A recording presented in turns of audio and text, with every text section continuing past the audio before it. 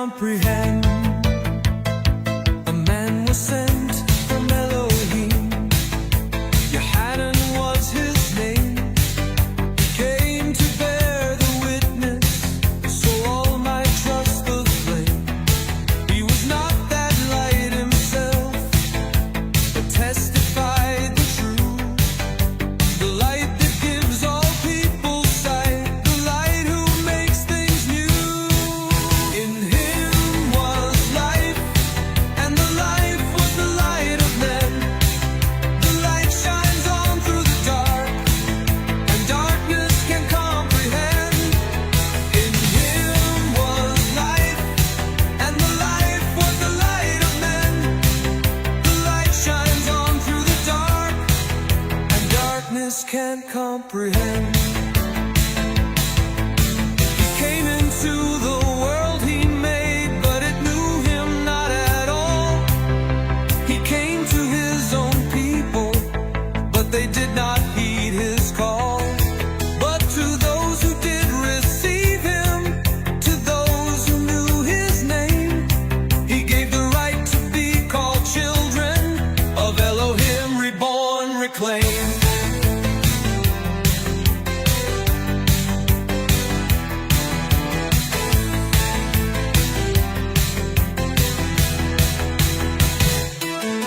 Not of blood or fleshly striving, nor of man's desire or a might, but born of Elohim above, a miracle of light.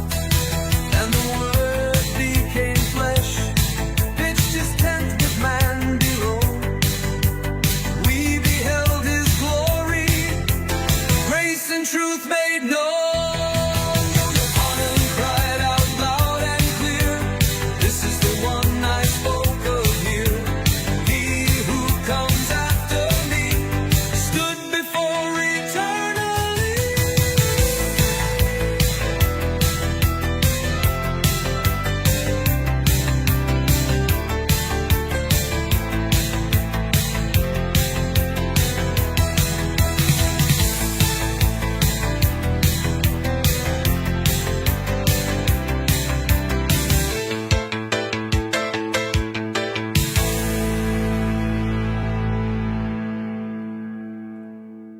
Hello and welcome.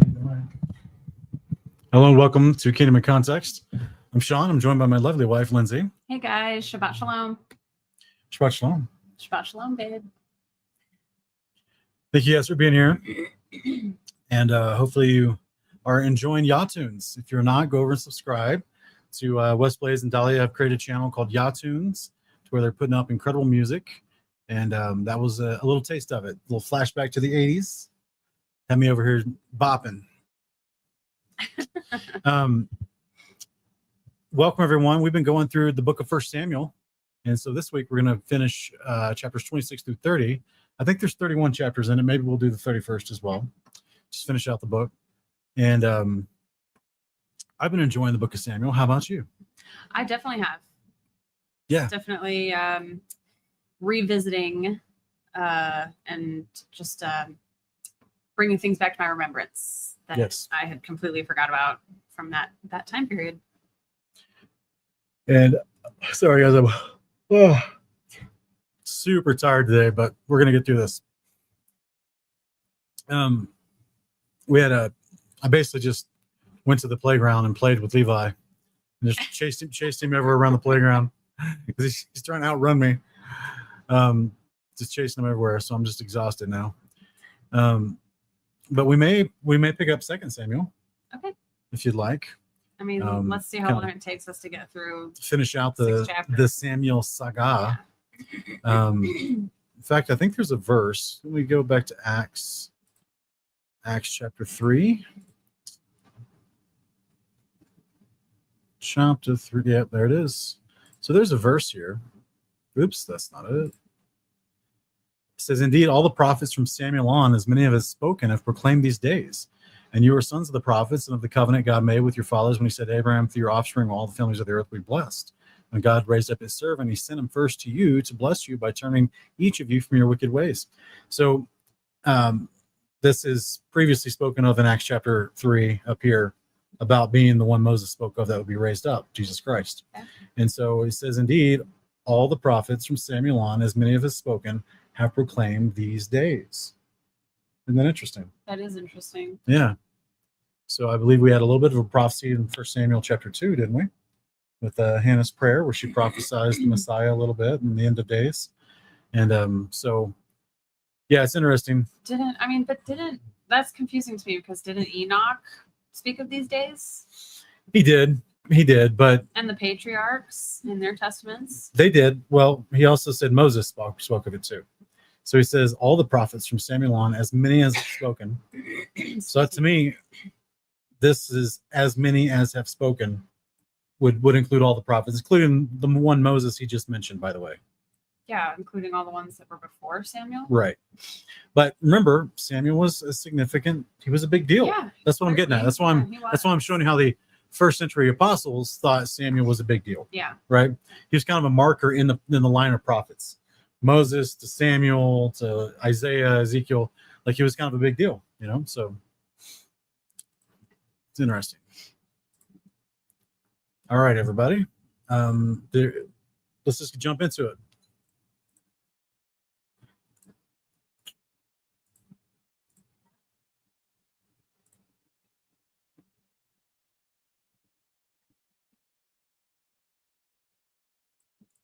Okay, so this is David, chapter 1, 1 Samuel 26. It says, Then the Ziphites came to Saul at Gibeah and said, Is not David hiding on the hill of Hakilah, opposite of Jeshimon? So Saul, accompanied by 3,000 chosen men of Israel, went down to the wilderness of Ziph to search for David there. Now, this is funny to me because we just ended chapter 25 with David sparing Saul's life out of the cave. Mm-hmm. Right? And Saul being like, oh, I'm a horrible person. You're more righteous than I. Yeah. I'm going to go back home. And then, next week on the saga of Saul and his insanity. Next week's episode, we'll see Saul pick back up his murderous plots to try to kill David and completely forget everything he learned in this episode. So, here we are, one chapter later, a few verses later. I don't know how much time has passed, but here is Saul being convinced once again, we need to go hunt down David. So he goes in verse 3, says, Saul camped beside the road at the hill of Hakilah opposite Jeshimon, but David was living in the wilderness. When he realized that Saul had followed him there, David sent out spies to verify that Saul had arrived. And then David set out and went to the place where Saul had camped. He saw the place where Saul and Abner, son of Ner, the general of his army, had lain down. Saul was lying inside the inner circle of the camp with the troops camped around him. David asked Ahimelech, the Hittites, and Abishai, the son of Zeruiah, Joab's brother, who will go down with me to Saul in the camp? I will go down with you, answered Abishai.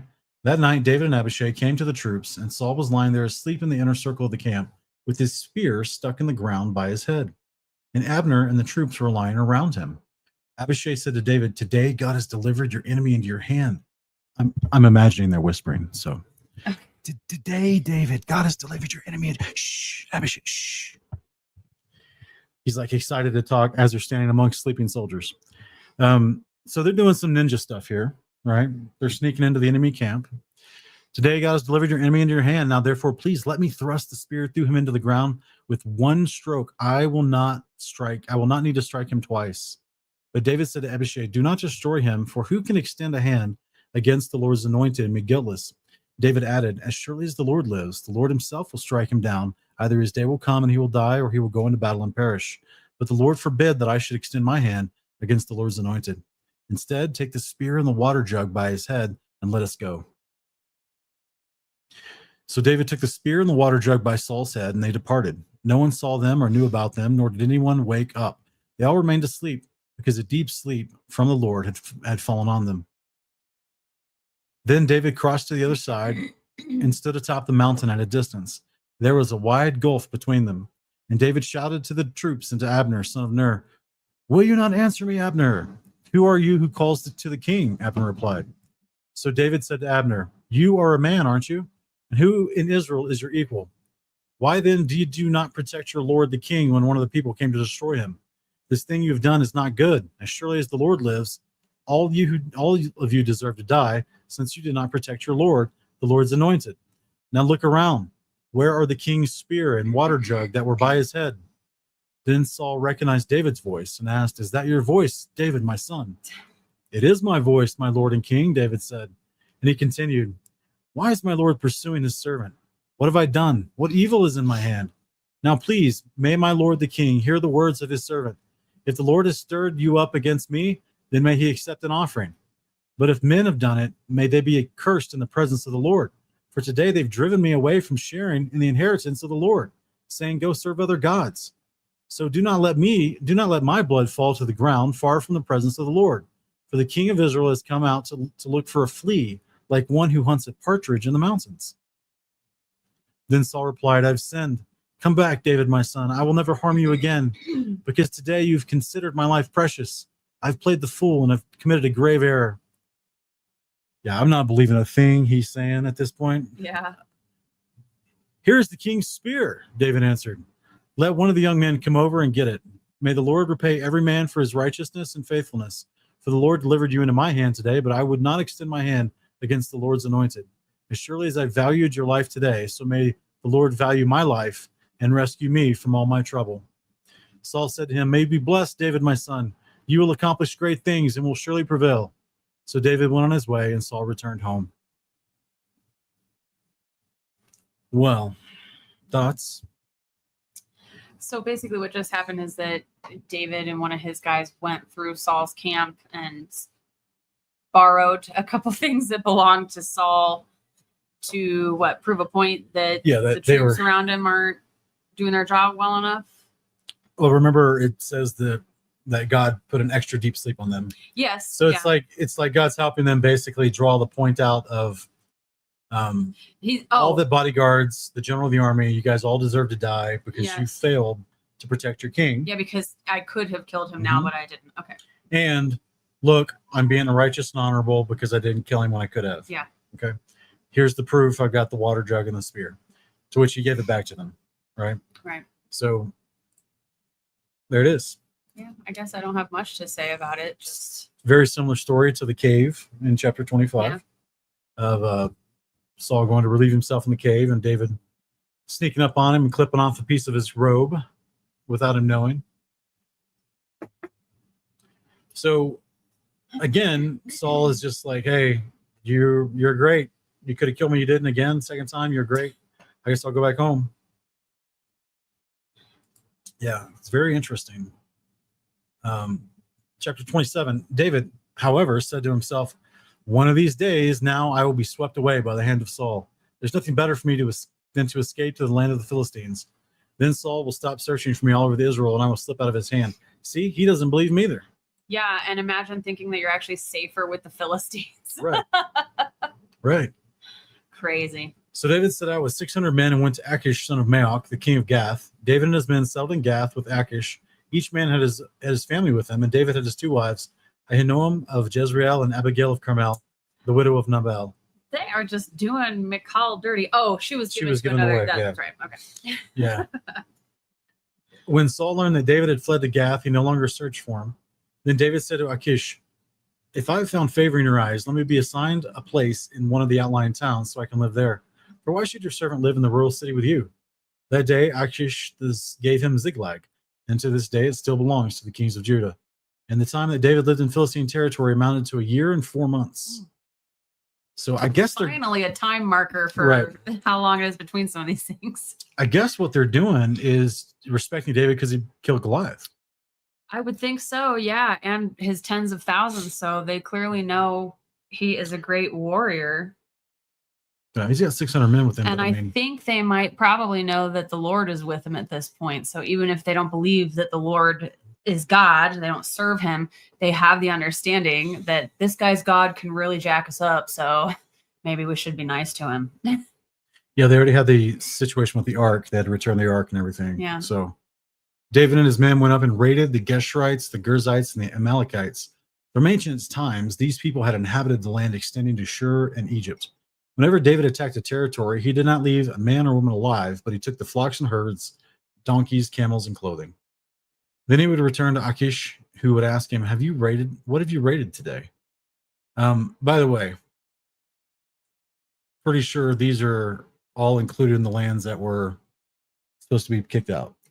The Amalekites for sure, Yeah, and the I'm sure Gershonites. the Geshurites and Gerzites were probably in some other list somewhere. Yeah, just a part of the peoples that are inhabiting this area that shouldn't be there, Yeah. and are also practicing all kinds of stuff. Mhm. So that's kind of the other thing that a lot of people don't really think about is the type of defilement that was going on amongst these clans, which you would get later. You get spread out over a variety of passages. Leviticus 17, Leviticus 18 through 20. I mean, you even get it back in the story of Dinah with the Shechemites and how they treated people. Yeah. Obviously, Sodom and Gomorrah. Mhm. So, like the concept of these clans that were inhabiting, they were not worshiping Yahweh, and so as a result, they're doing mass amounts of idolatry, pharmakia, which I guess would include fornikia. Fornikia. Yeah, they call it ritual sex Forget magic. that too, So, yeah. fornikia. We just made a new word, guys. And that's where all of that stuff is a death penalty, and it defiles. Depends on how far they took it into their people and their sometimes, like Leviticus 18 to 20 talks about. Sometimes the animals, there's a whole bunch of things going on there as far as the giants corrupting the people. So if you have a giant, which it makes me wonder what's going on here in Achish, right? Why he's not taking them out. Yeah. So I don't know.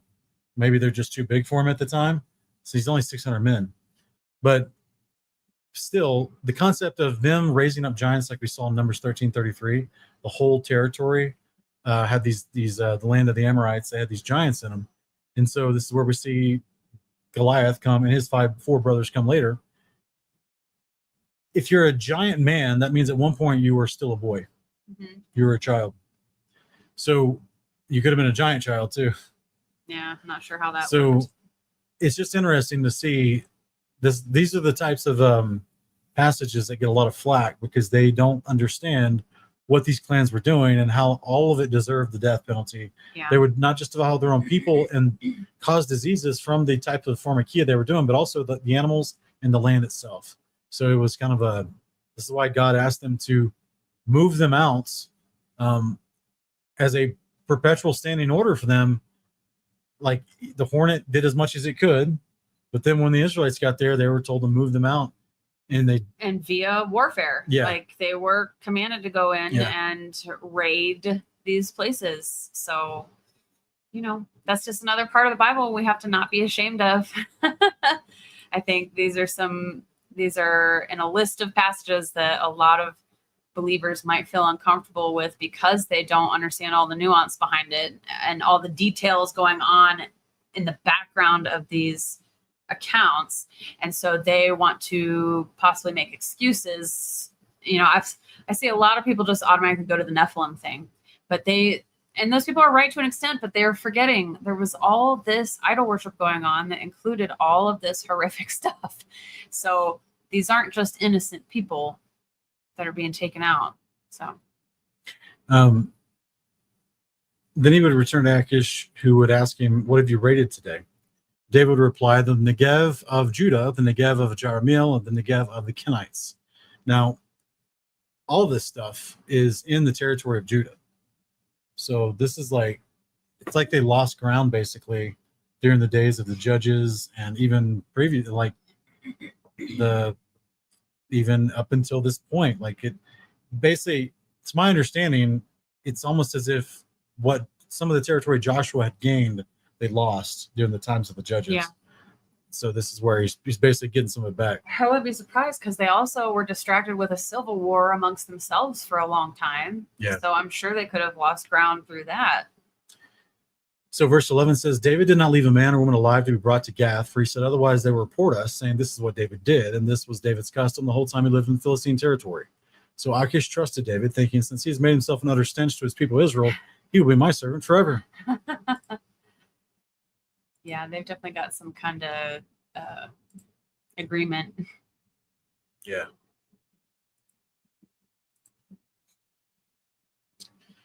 So now in those days, the Philistines gathered their forces for warfare against Israel. So Achish said to David, "You must understand that you and your men are to go out to battle with me."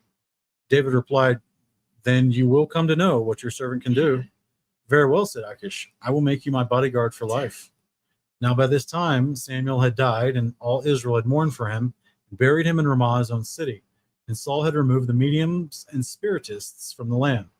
The Philistines gathered together and camped at Shunem, while Saul gathered all Israel and camped at Gilboa. When Saul saw the Philistine army, he was afraid and trembled violently. He inquired of the Lord, but the Lord did not answer him by dreams or Urim or prophets. It's interesting. We got three options here. Yeah. Dreams, or the priestly breastplate, which is the Urim. I guess they would generically call it the ephod. And then also, or a prophet would help him out. Then Saul said to his servants, "Find me a woman who is a medium, so I can go and consult her." "There's a medium at Endor," his servants replied. So Saul disguised himself by putting on two different clothes. He set out with two of his men. They came to the woman at night, and Saul said, consult a spirit for me. Bring up for me the one I name." When the woman replied, "Surely you know what Saul has done, how he has killed the mediums and spiritists in the land. Why have you set a trap to get me killed?" Then Saul swore to her by the Lord, "As surely as the Lord lives, no punishment shall come upon you for this." "Whom shall I bring up for you?" the woman asked. "Bring up Samuel," he replied. But when the woman saw Samuel, she cried out in a loud voice and said to Saul, "Why have you deceived me? You are Saul." "Do not be afraid," the king replied. "What do you see?" "I see a God coming up out of the earth," the woman answered. "What does he look like?" asked Saul. "An old man is coming up," she replied, "and he's wearing a robe."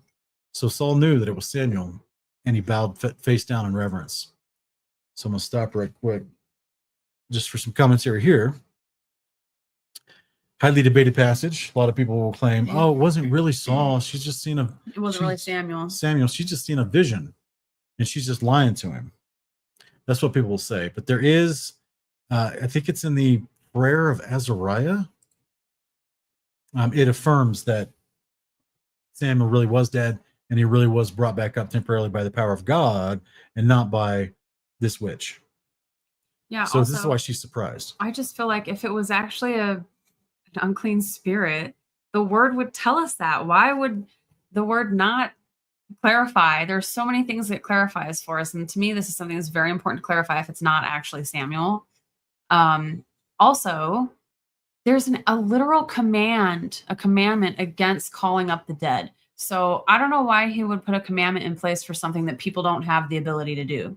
If the spiritists and the mediums couldn't engage in this type of witchcraft, why is it explicitly described and prohibited?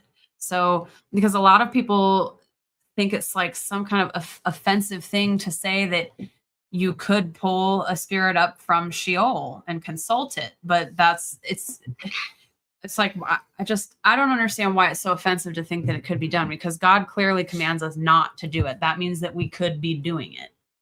So if it's not even possible, why would he bother telling us not to do it? So I've just never understood the controversy over this. I think the controversy is the mediums, the spiritists, the necromancers typically would pull up unclean spirits to deceive people, versus her surprise that it's actually Samuel coming up, which is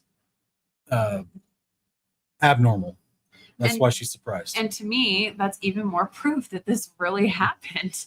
Yeah. Because even she knew her own grift on people. You know, she knew she wasn't actually pulling up spirits of the dead for other people. as we've read previously in the book of Samuel, 1 Samuel, everyone in the land knew who Samuel was.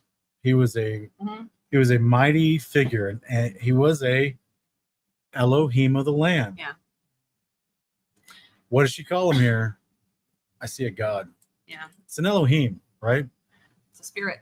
And not just that, but he was also a ruler of the land, which is an Elohim. Yeah, that's right. So if she knew who Samuel was, but she's like, wait a minute, you tricked me. She's putting it all together now. Yeah. That's Samuel. You're Saul. Like, she's getting it. Both of you have tried to persecute her business. Yeah. Right? She's like, you've tricked me.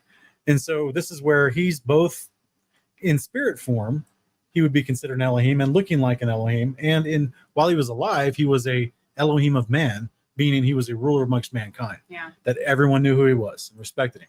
So this is what the weird part is, that the part that people will try to say, oh, it's just a vision, it's not real. You can't really do this. But no, the text, multiple times through the text, it says it is and it was Samuel.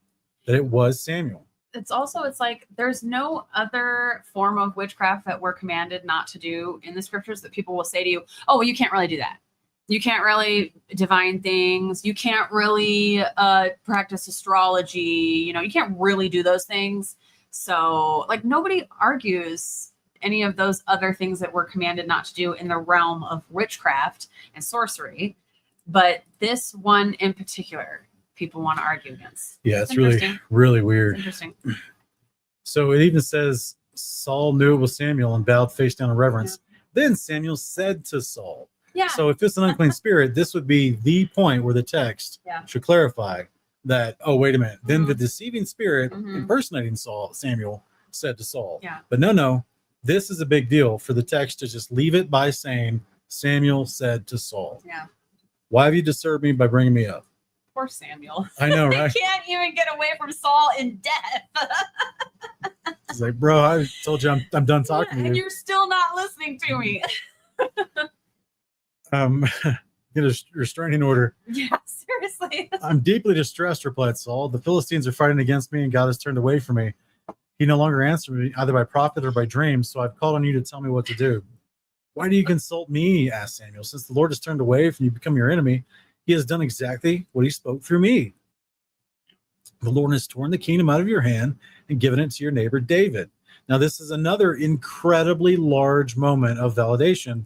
The actual disembodied spirit of Samuel is saying something that is referencing something when he was alive. He's affirming this is exactly what the Lord spoke through me. Yeah. Now, if this is an unclean spirit, like people suggest, you have an unclean spirit speaking a prophecy of the Lord and reaffirming a prophecy of the Lord, and this text treats it authoritatively, that would be a massive no-no, massive theological incongruity. Again, if we understand what Sheol is, if we understand what happens after we die, it makes perfect sense with what we're reading here. So this is why Saul still knows what he said during his lifetime, and he's being brought back up. To his own surprise, who disturbs me? What is going on here? And he's even remembering some details from his life, right? He says, because you did not obey the Lord or carried his burning anger against Amalek, the Lord has done this to you. Now, David, by the way, is carrying out the anger against Amalek. Yep. Moreover, the Lord will just so even in his weird situation of being kind of taken in by the Philistines, the enemy of my enemy is my friend at the moment. He's still doing the Lord's business behind the backs of the Philistines, right? Moreover, the Lord will deliver Israel with you into the hand of the Philistines, and tomorrow you and your sons will be with me. And the Lord will deliver the army of Israel into the hand of the Philistines. Okay, so this is a big deal. Two different prophecies. Yeah. Israel is going to be beat by the Philistines, and Saul and his sons will be killed and join him in Sheol. Now, if this was an unclean spirit, now the text is saying an unclean spirit can prophesy future events and get them right, and there's no clarification. That's a huge biblical no-no. Yeah. Okay. This is this disembodied spirit of Samuel doing what Samuel always did, being a prophet of God. And now, literally after his death, he's still prophesying. And we're going to see it come true in a couple chapters. Yeah, with the amount of times that we see examples of prophets from seemingly other religions that are called out for their wickedness, or even false prophets within the religion of Israel, those are labeled they're called false prophets. It's said that they falsely prophesy. All the prophets that were prophesying against Jeremiah, it was said those were false prophets. It introduces they were prophesying falsely.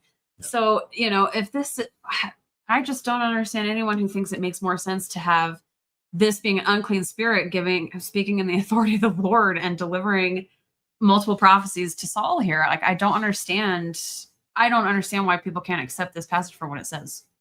I'm not sure what problem it creates theologically for people. It's just right here. That's what Serap is. Serap is repeating the mainstream narrative.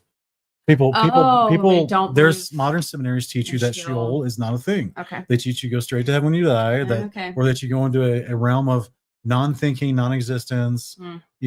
that you don't actually go to a place called Sheol like the Bible describes. Okay. So That makes sense. this is the mainstream narrative that people have been taught falsely, unfortunately. All right, so because literally, if that's the case, then where'd Jesus Christ go? It's Yeah. it makes no sense. There's a whole bunch of problems with the modern teachings of Sheol just being the grave. Yeah. And it just overlooks a ton of verses.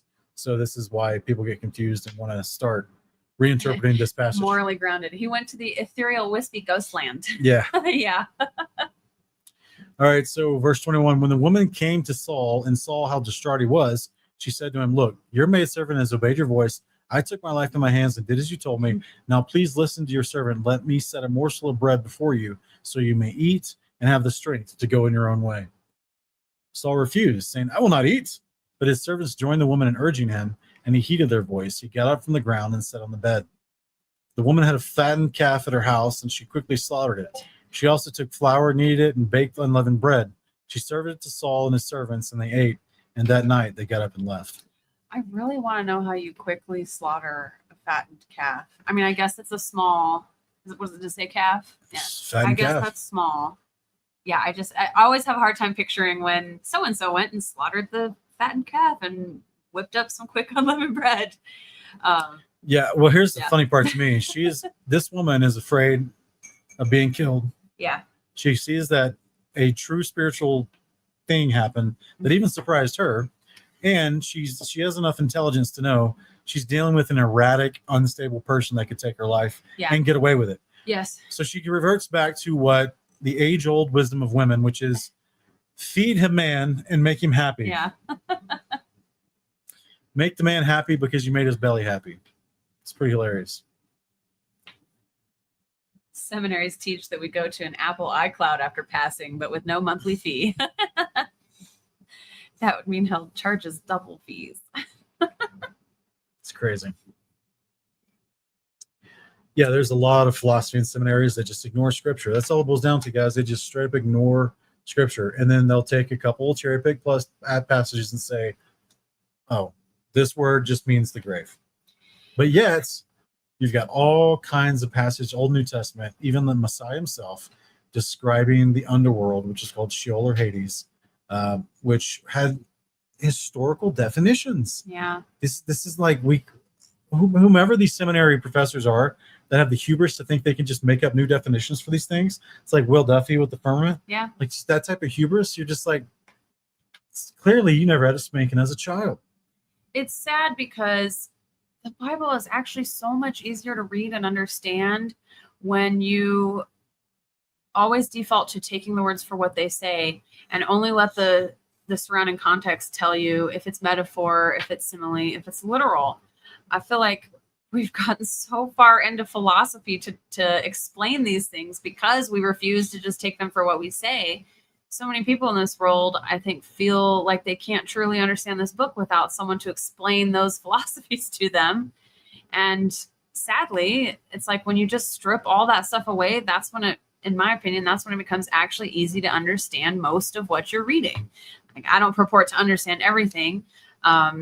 Even Sean doesn't purport to understand everything, but I feel like I understand it a lot better than the average church goer because I don't have all these filters on my eyes of telling me I'm not really reading what I'm reading. I'm reading it, but it's not really what it's saying. So it's just sad to me. I feel like so many people are missing out on feeling that comfort that you can open it up into any book and start reading, and you're going to have a pretty decent grasp on what's going on from beginning to end.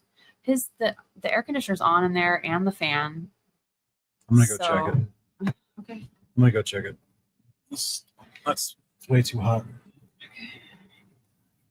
Come on, guys, look out. Stay on the couch.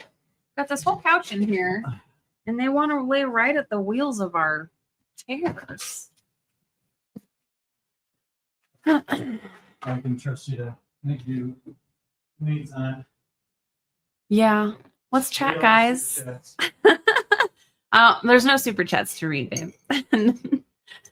Let me see if there's maybe a question in here that we haven't seen yet.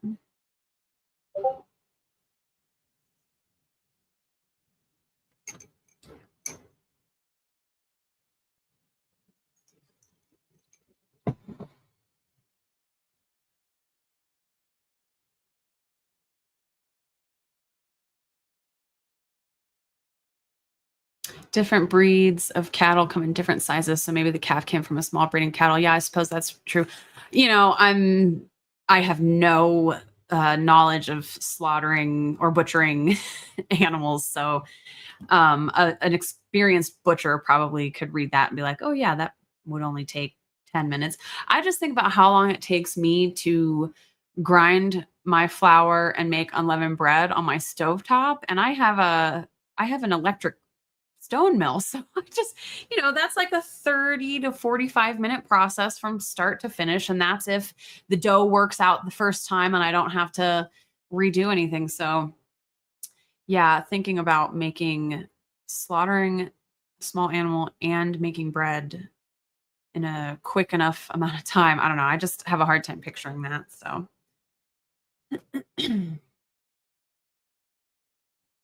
yeah, Tracy, I'm gonna put something on the screen because I can. Oh wait, that's not. It's easier to take the truth of Scripture to the church and the world than to take the teachings of the world to Scripture. That is so true. And actually, I feel like it's easier to take the truth of Scripture to the unbelievers than the teachings of the churches to the unbelievers. You know, when you start really breaking things down with a lot of atheists and agnostics, you know, you start to realize that a lot of what they disagree with is the false doctrines, you know, that the churches have been teaching for centuries. So it's interesting when you know, start trying to show an atheist, you know, what the words actually say. Is being born in sin a Catholic doctrine? Original sin, I think, is how they refer to it. And I'm pretty sure it comes from the Catholic Church. There might be, you remember the Catholic and the Orthodox Church were one church until like 1051 AD or something. So the Orthodox, it may have been a doctrine that came from before that time period where there was that schism, but definitely it's, as far as I know, it's mostly a Catholic thing.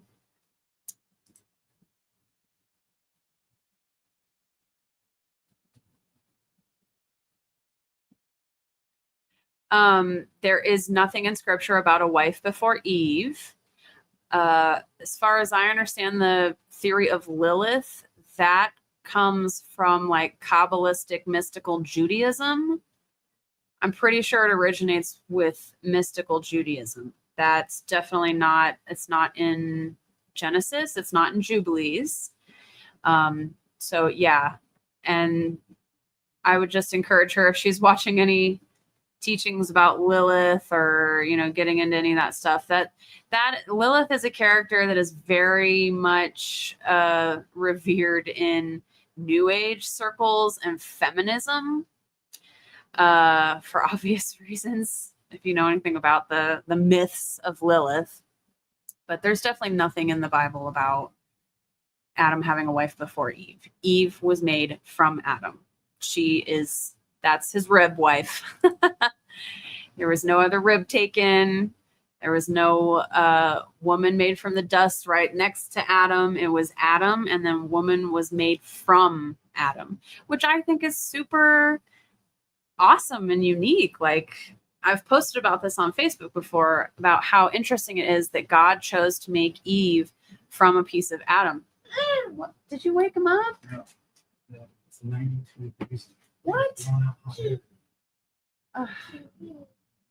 Great. Sorry, guys. I'm not sure how long we'll go right now. Looks like little man is up. It's interesting that he chose to make Eve from a piece of Adam, because he could have created her from the dust just like he did with Adam, but he didn't. He took a piece of Adam genetically and made Eve. And so isn't it any wonder that all of us seem to be searching for that other half of ourselves when it comes to marriage? Very interesting. Okay, so what do we want to set him up? Hi.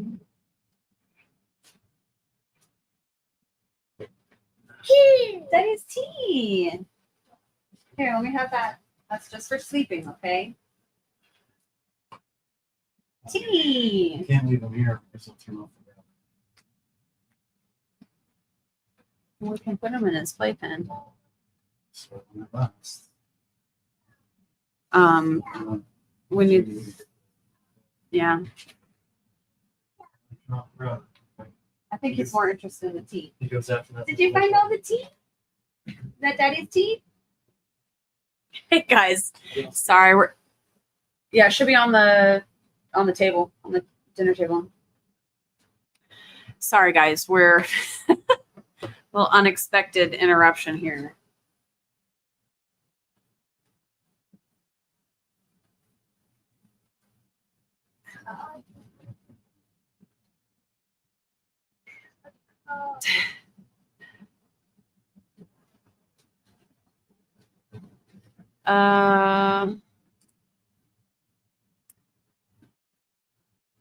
Hadamity. That's you. That's right. That's Levi. Oh, you can recognize yourself as a baby, huh? We've got this cutest picture ever. Let me get it over here. Look, a little baby Levi. He just saw this and said, "Me." Who's that? Me. Me. That's right. It's you. It's Levi. Those are Daddy's eye drops. Let's put those up here. No, the classes aren't available on thumbnail, but I can mention this question to Sean, and he can possibly consider that. Consider offering that in the future.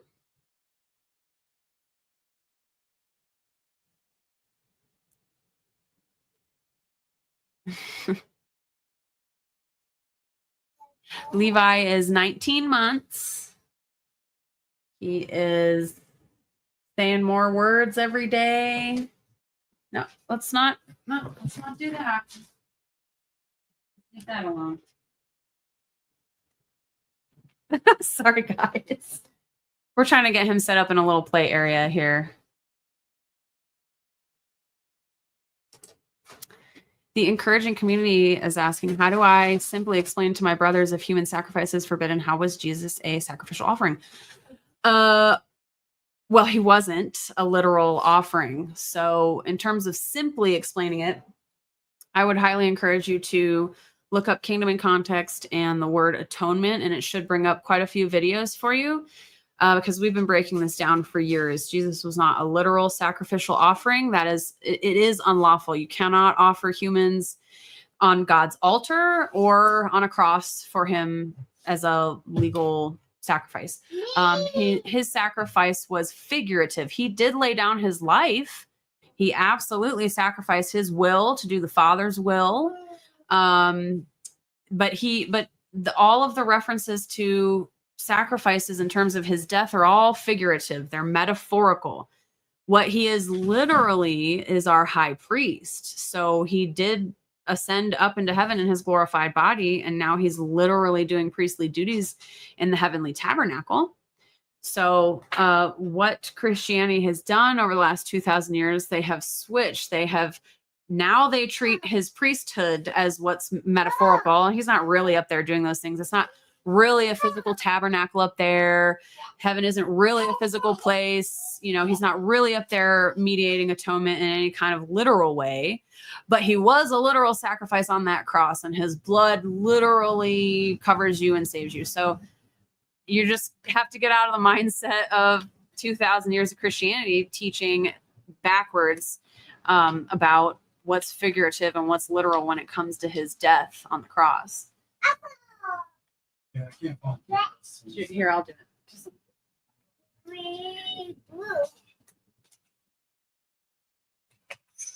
You're a big boy. Good job. Yeah, you did it.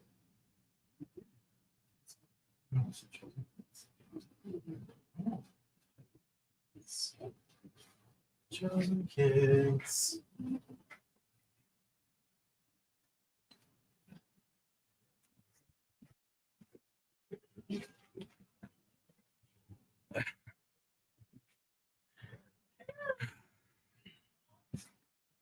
All right, let's see how long this lasts.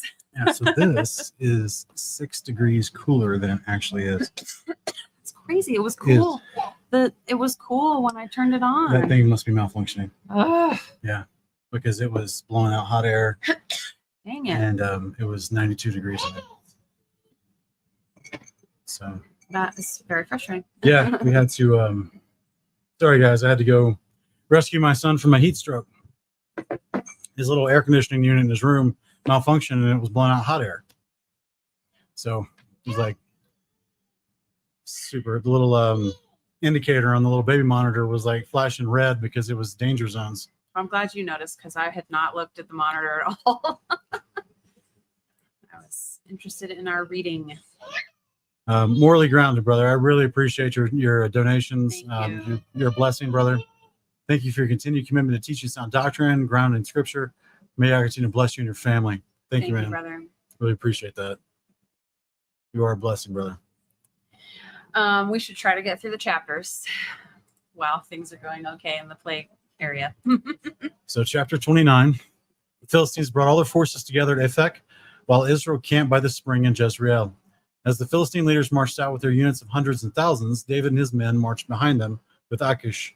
Then the commanders of the Philistines asked, "What about these Hebrews? What about these Hebrews?" Achish replied, "Is this not David, the servant of King Saul of Israel? He has been with me all these days, even years, and from the day he defected until today, I've found no fault in him."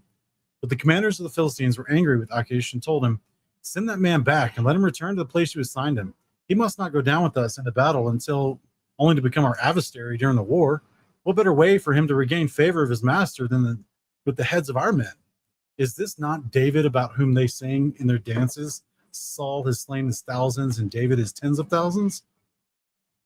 So Achish summoned David and told him, "As surely as the Lord lives, you have been upright, and it seems right in my sight that you should march in and out with me in the army, because I found no fault with you from the day you came to me until this day. But you are not good in the sight of the leaders. Therefore turn back now, go in peace, so that you will not do anything to displease the leaders of the Philistines." Why is this Philistine saying this? As surely as the Lord lives. Yeah. Interesting. Very interesting what's going on here. "Well, what have I done?" David replied. "What have you found against your servant from the day I came to you until today to keep me from going along to fight against the enemies of my lord the king?" Achish replied, "I know that you are pleasing in my sight as an angel of God, but the commanders of the Philistines have said, he must not go into battle with us. Now then, get up early in the morning along with your master's servants who came with you, and go as soon as it's light." So David and his men got up early in the morning to return to the land of the Philistines, and the Philistines went up to Jezreel. And that is wild that David would actually be going to march with the Philistines on Saul, on the Israelites. It makes you wonder that, because David, how many times has David already said, "I'm not going to touch the Lord's anointed"? Yeah. But the Israelite soldiers are not the Lord's anointed. Yeah. And if they're supporting, he can knock that over. He can almost reach it. Can you just push that back a little bit? No. The pack and baby, the pack and play. The pack and play.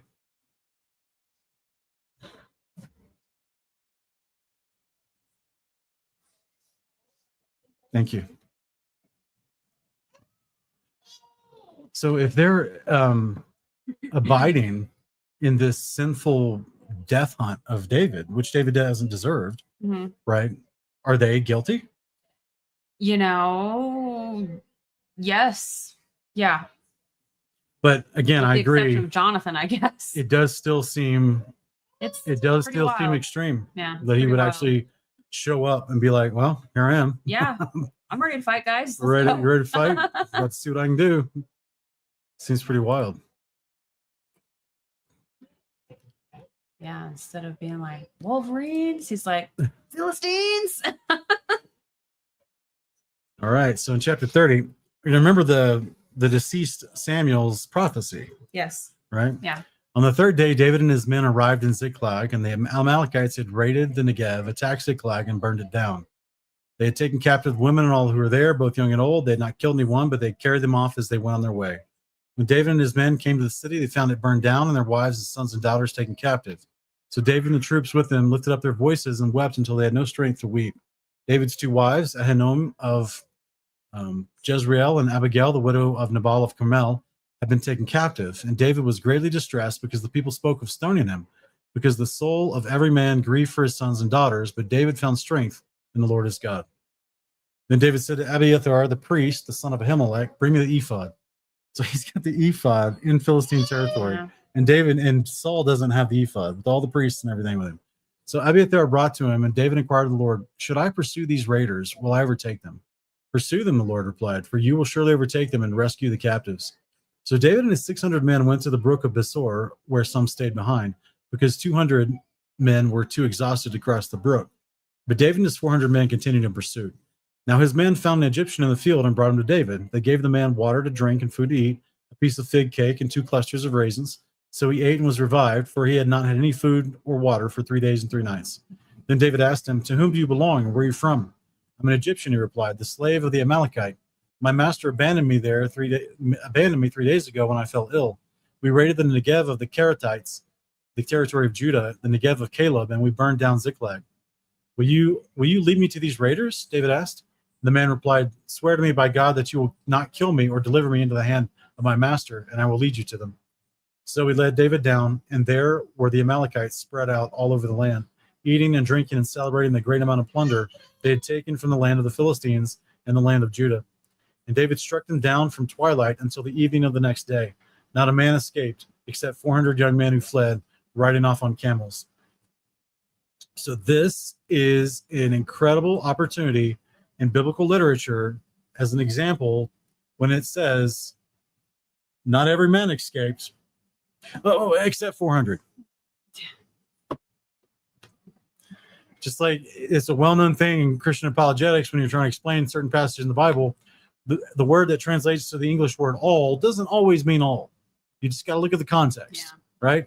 Not a man escaped except 400. So let me explain these 400 sheep. Like it's just the way that the writing comes across.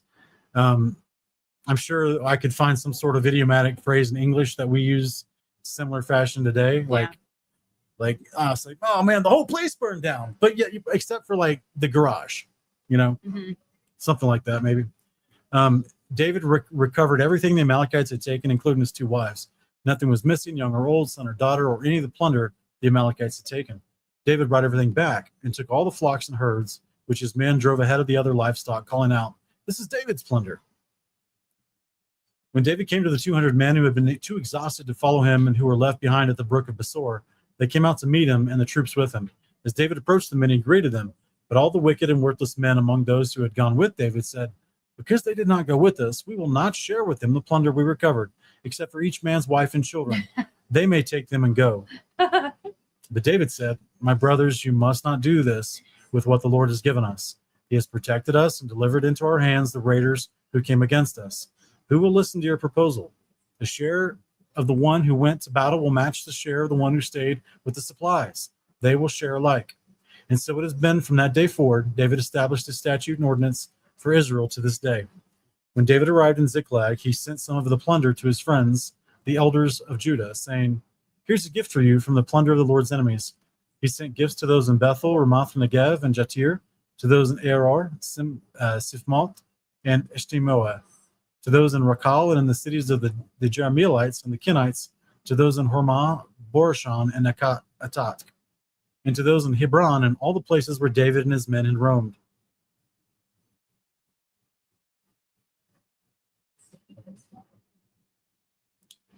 So that's that.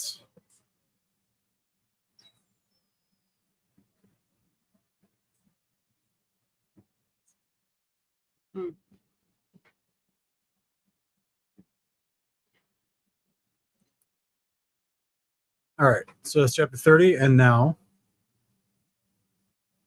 it's chapter 31. Now, I want to start, before we read this, I want to remind folks what we read from chapter 28. This is the last chapter, I believe. So what we read from chapter 28 was the prophecy of Saul, who's raised from Sheol, and says tomorrow, Samuel says to Saul, tomorrow you and your sons will join me here. Mm-hmm. Okay. Then we read about David showing up for the battle where Saul's going to die. But the storyline in chapter 30 continues to follow David in the weeks following. Oh, right. Okay. But in chapter 31, we're going back to the battle where Saul is going to die. So the prophecy does come true. It is the next day, but you just have to be very diligent in the reading to understand the storyline followed David for a minute, and now it's backing up, and it's going to explain the same battle where the Philistines lined up and Israel lined up in Mount Gilboa, just as explained in chapter 29. Okay, so it says in verse 31, or chapter 31, verse 1, now the Philistines fought against Israel, and the men of Israel fled before them, and many slain fell on Mount Gilboa. So this is exactly what Samuel prophesied, that the Israelites would lose this battle. So they lose this battle. The Philistines, we don't have much time, guys. We're just trying to get through this last chapter. The Philistines hotly pursued Saul and his sons, and they killed Saul's sons, Jonathan, Abinadab, and Malchishua. When the battle intensified against Saul, the archers overtook him and wounded him critically. Then Saul said to his armor bearer, draw your sword and run with me through with it, or these uncircumcised men will come and run me through and torture me. But his armor bearer was terrified and refused to do it. So Saul took his own sword and fell on it. And when his armor bearer saw that Saul was dead, he too fell on his own sword and died with him. So Saul, his 3 sons, his armor bearer, and all of his men died together that same day. Okay? Samuel's prophecy, both of them are fulfilled. Yeah. The Philistines beat the Israelites, and Saul and his sons died and went to Sheol that day. Okay? So, verse 7. When the Israelites along the valley and those on the other side of the Jordan saw that the army of Israel had fled and that Saul and his sons had died, they abandoned their cities and ran away. So the Philistines came and occupied their cities. Wow. The next day, when the Philistines came to strip the dead, they found Saul and his 3 sons fallen on Mount Gilboa. They cut off Saul's head, stripped off his armor, and sent messengers throughout the land of the Philistines to proclaim the news in the temples of their idols and among their people. They put his armor in the temple of Ashtoreth and hung his body on the wall of Bashan. When the people of Jabesh-Gilead heard what the Philistines had done to Saul, all their men of valor set out, journeyed all night, and retrieved the bodies of Saul and his sons from the wall of Beth-Shan. When they arrived at Jabesh, they burned the bodies there. Then they took their bones and buried them under the tamarisk tree in Jabesh, and they fasted 7 days.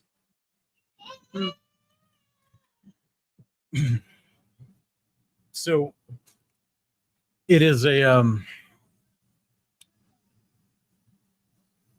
it's an interesting story, but it's, to me, the whole breakdown, it seems as if the Philistines are gaining a lot of ground. The Amalekites are their problem still. They're gaining a lot of ground as well, because it seems as if under Saul's leadership, Israel is not serving God very well.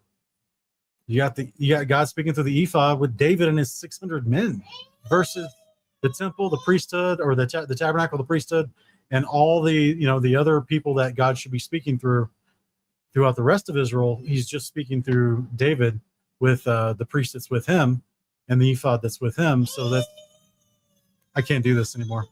Sorry, guys. I can't even think straight. He's not happy, and he got woken up for his nap early, and he's probably hungry, and pick a reason. It's not a good time. It's not a good time right now. We're sorry, guys. We appreciate it. Thank you guys so much for being here. Anything you'd like to say before we go? No, just thanks for being here, and join us next week. We are trying to get back to regular Sabbath live streams. So yeah, unless, sometimes we really just need to rest for the day, but we are trying to get back to it. So thanks for coming. Thank you, Thanks guys. for being here. Bless y'all. Love you guys. Have a great day.